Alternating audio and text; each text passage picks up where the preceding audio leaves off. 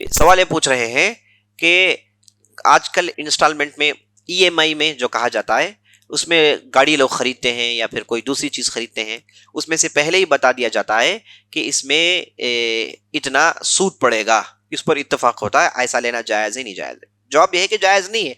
अगर आप सूद देने का इरादा करते हैं या फिर सूद देना नहीं चाहते, लेकिन आपने उस कागज में दस्तखत करना चाहा, तो आप उसमें शुमार हो जाएंगे जिसमें नबी सल्लल्लाहु अलैहि वसल्लम ने कहा, लाअनल्लाहु आकिल रिबा व मुकिलहु व कातिबहु।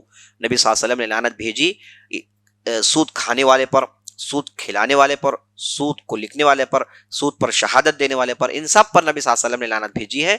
तो इस एतबार से ऐसे किस्म के डॉक्यूमेंट्स में साइन करके इस ट्रांजैक्शन में जाना, इस ट्रांजैक्शन में इन्वॉल्व होना खुद जायज नहीं है, ऐसी चीज नहीं कर सकते। तो फिर किसी को गाड़ी की जरूरत है या फिर कोई चीज की जरूरत है, उसके पास पैसे नहीं, तो वो करेगा क्या?